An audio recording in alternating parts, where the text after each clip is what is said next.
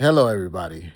Um, so, guess what I'm doing tonight? I sat down with my laptop. Check it out. I am literally watching an episode of Candace Owens. I've never done this in my life. Okay. Well, no, I take that back. I did watch her Brigitte Macron videos because I needed to hear firsthand the looniness and the kookiness. I needed to absorb it because everyone said when I offered critiques to you, I bet you didn't even watch it. And I said, yeah, I did watch it. And it's as kooky as everyone says it is, those who are of sound mind. But I just have to say this. First of all, it was so nauseating. I didn't think I would be able to get through it. The first few minutes was just so much, just complete and utter nonsense that I just was like, I can't do it. But this is what I do for you. You guys need to really appreciate me because I put myself through the torture of sitting through nearly 45 minutes of the most insane gibberish imaginable, just so I can bring you a bit of an update. Now, the reason why I decided to watch this video is because I saw Candace was talking real big. She was talking real confident on X and saying, I have an episode today that is going to change everything. This is not an exaggeration. And of course, that's only like the 20th time she said that. But I said, maybe the 20th time's a charm. And so I go and I watch it. And of course, it's more of the same drip, drip, drip, inconclusive, connecting dots that don't connect. And her latest theory, her latest conspiracy, is about some Egyptian plane. Now, Candace Owens already got pretty embarrassed about this plane narrative because she mentioned it a few weeks back and she talked about, when the plane landed and took off, whatever, and she was wrong because she made reference to the incorrect time. But that's neither here nor there. She was embarrassed by it, as is evidence of what she said at one point in the video. And I've been kind of taking some notes here because I wanted to refer back to it.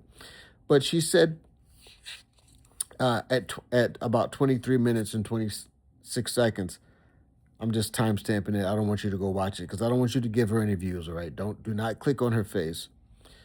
But she says, they made it seem like I was dumb, like I was stupid for mentioning this Egyptian plane thing. And the first thing that jumped out at me is that, arrogant and proud people always think it's much more of an insult that you call them dumb or they get embarrassed because they think they look stupid than it is to be accused of dishonesty.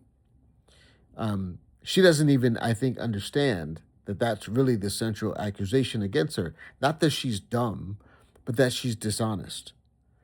But for her, it's much more of an insult, I think, to be called dumb because for the proud cannot endure to be mocked. The proud cannot endure to look silly based on you insulting their intellect because that's what they take pride in the most. But this is an interesting. I thought I would just do this run and gun style. Normally I'm in my office in front of my golden microphone and speaking to you with soothing tones, with the perfect lighting, perfect balance of blue and burnt orange, kind of a warm tone. But I'm just sitting on my couch here. And I'm just going to talk to you, just like we're having a FaceTime call, right? Let me know if you're cool with this format. If you're not, I won't do it again. But in any case, so the thing about this Egyptian plane thing, this is her new theory. She says that she initially thought that this Egyptian plane, was tracking. This is the term she used, tracking Charlie Kirk, right? Because she says, well, I've seen this plane, right? This plane is always where Charlie Kirk is, or is often where he is. And then she said one of her mommy sleuths, right? Just, some other weird lady on the internet, because I guarantee you 80% of Candace Owens' audience is a bunch of weird ladies who have way too much time on their hands. And she's like, "Oh, the mommy sleuth said, you know what? It's not Charlie Kirk that the plane was tracking. It's actually Erica Kirk." She says, "I was able to track that 73 different times this plane was in the same known location as Erica Kirk." And the first thing I thought about was Erica Kirk wasn't in Utah when Charlie was shot. That's why Mikey McCoy, who she keeps insisting had something to do with Charlie's murder. That's why she kept saying that it was weird that, he got on the phone to call her. He had to call her because she wasn't there. So I wonder if it registered in her mind that if you're going to make this new bombshell claim, right? This changes everything. The reason why this plane is suspicious and we need to give it some special attention is because it was actually tracking Erica Kirk, and it didn't occur to her that Erica Kirk was not in Utah during that time. If the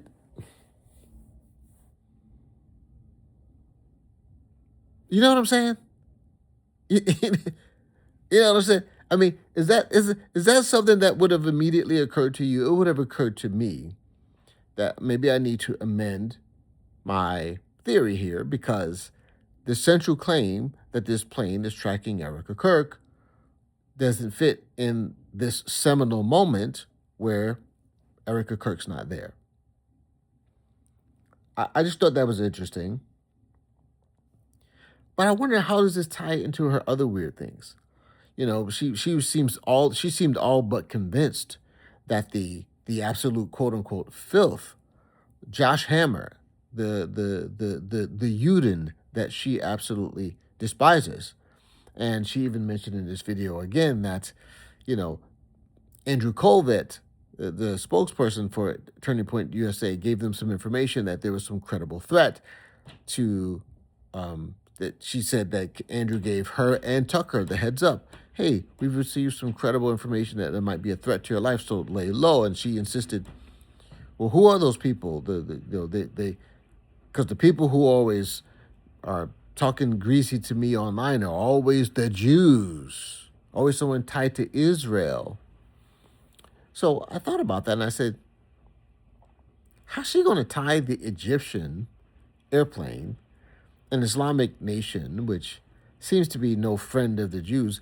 They don't seem to have the same kind of animus as like in Iran or, maybe some of these other Muslim countries in the region, but Egypt certainly not. They're not exactly, Israel first, the United States of America. How is she going to tie in the Josh Hammer thing and the Jew thing with the Egyptian thing? She kind of did this thing where she was like, oh yeah, this Egyptian plane, she put it in scare quotes. And I'm saying, so now she's saying that by implication, the Jewish shekels were enough to buy off Egyptian planes, yeah, for some sort of like maybe false flag or something like that. And now somehow the Egyptians were allowing, at the very least, their aircraft to be impersonated or emulated by maybe some Mossad agency. I don't know. I'm just trying to go down the rabbit hole of Cuckoo Candace's train of thought. It doesn't really make any sense to me because it would seem to me that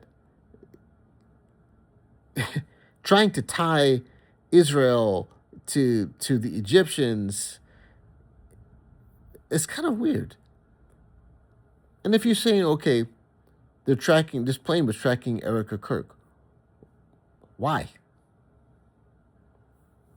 Speaking of Erica Kirk, she gaslit her she gaslit her audience by saying, hey, she tried to address the obvious claims that people have been making, which is 100% true, including yours truly on this channel, that she tried to debunk the idea that she was making some sort of accusation against Erica Kirk.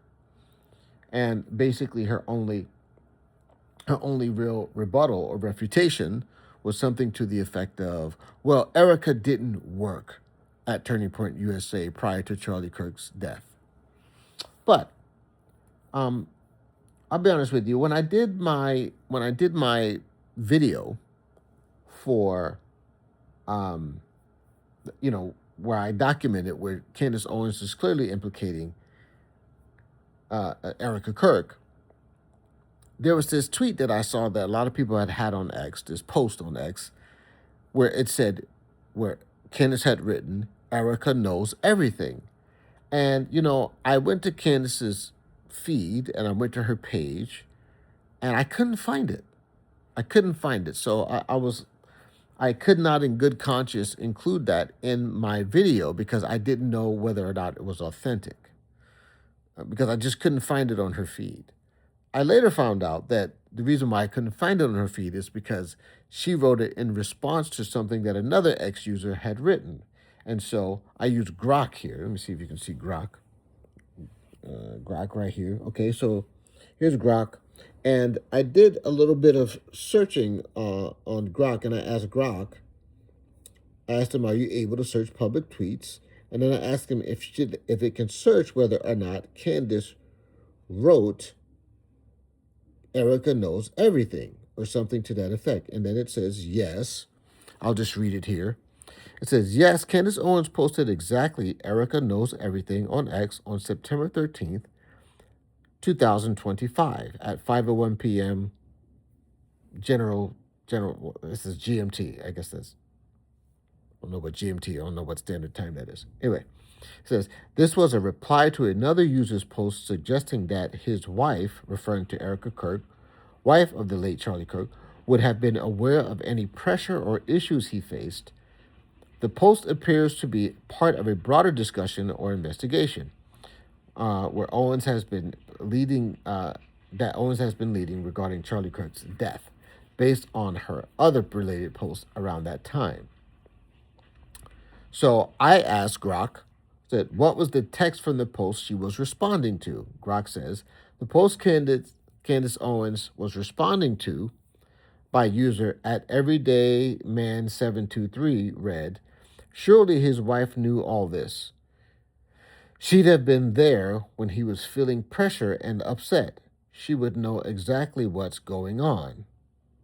And then that's what Candace responded to when she said Erica knew everything, or Erica knows everything.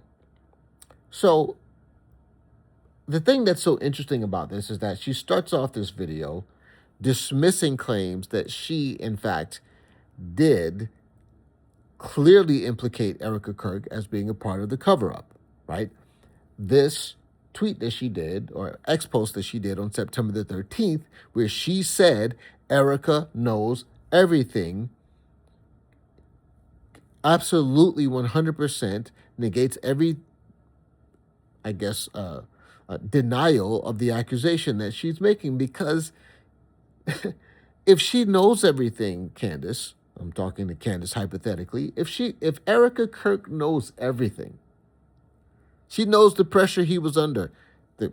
The narrative that Candace wants to put forth is that the Jews and the Zionists were pressuring him and bullying him because he was such a weak and pathetic man. I don't believe that, but she doesn't realize that that's the implication of her accusation. But if Erica Kirk knew that, then she also knows a lot of stuff that must be, by her own words, Turning Point is covering up. This idea that she wasn't talking about Erica and that she tried to breeze past that, like she didn't say Erica knows everything. And maybe Candace's, maybe her, I guess, audience members, they really are this dense. Maybe they just don't know. But it's hard for me to understand how they aren't aware of this information. But let me just get back to the the Egyptian plane theory here. So the Egyptian plane is tracking Erica Kirk. Why would they be tracking Erica Kirk, or why would that? What's their motivation? She doesn't say.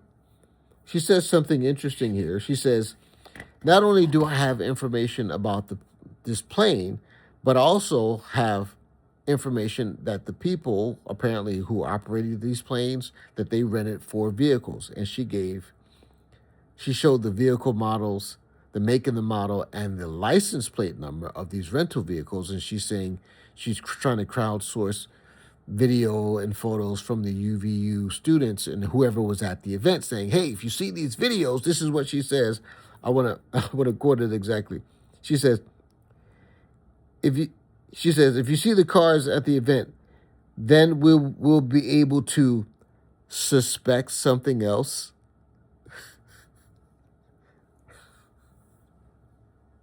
She literally says, if one of these cars shows up, if anyone has a photo of these cars at the event, then we'll definitely be able to suspect something else. Classic example that she doesn't actually have anything else. It's just going to lead to further investigations, further speculations, further accusations without any concrete proof. If she had anything meaningful, then she would have said something to the effect of, "Hey, if we find these vehicles at the Turning Point USA, then we'll know that there was some foul play." Of course, she can't say that because even though she's dishonest, I don't think she's a moron. So she didn't go that far. But the rest of the video, she spends an inordinate amount of time saying Erica Kirk is going to have to answer some of these questions. And she had some YouTube guy basically doing some remote forensic deep dive into Turning Point's financial filings and saying, "Hey, there's this $8.5 million missing, and they're going to have to account for that." And now she's basically saying, "Hey, Erica, you're gonna have to answer these questions." And the weirdest part about it was she did say that she did address Erica when it comes to saying, "Hey, Erica, you're gonna have to answer these questions about the financials."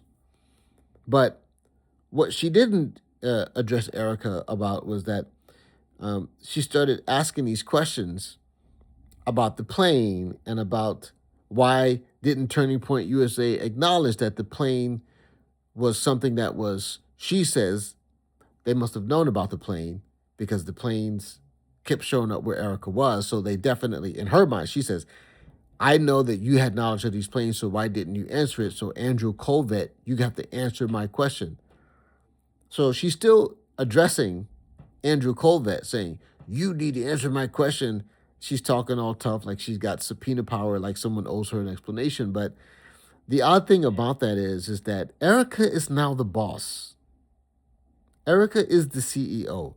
You had some weird plausible deniability some time ago when you tried to say, "Well, I'm not addressing Erica because she wasn't an employee of Turning Point and she's a grieving widow and she wasn't in charge." But Erica's been the boss now for 2 years.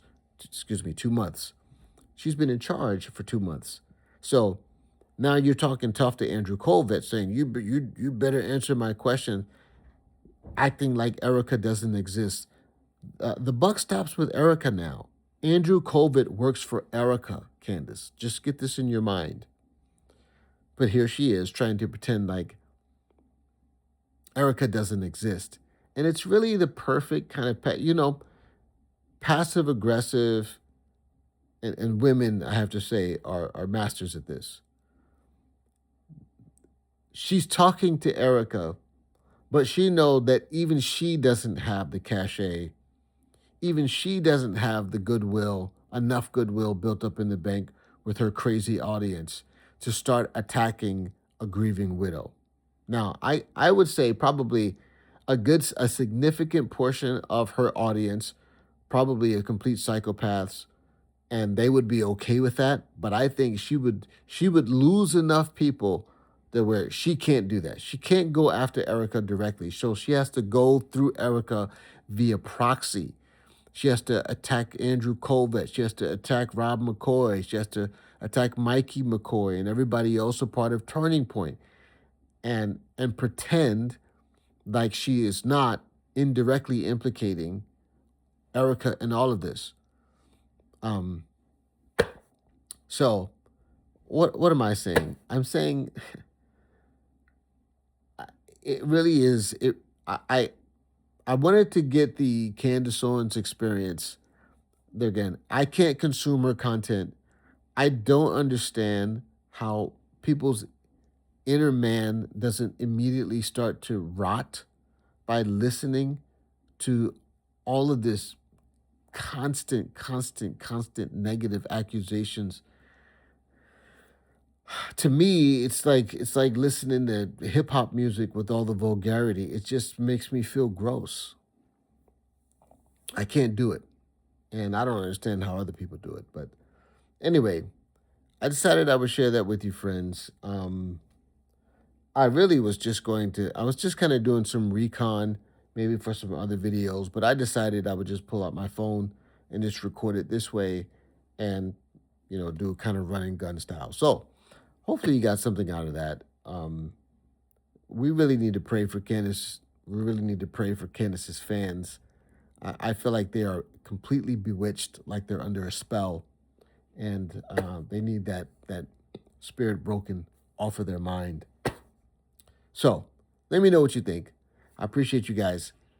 Leave a comment, like, share, and subscribe. If you see a hype video, or excuse me, if you see a hype button, I should say, go ahead and hype this because that gives me some extra clout or something like that. And if this is your first time coming by, you should also know that this is not my typical style. If you look at some of my other videos, generally speaking, I'm in a studio with a mic. So this is just run and gun style. But I appreciate you stopping by. Till next time, my friends. God bless you.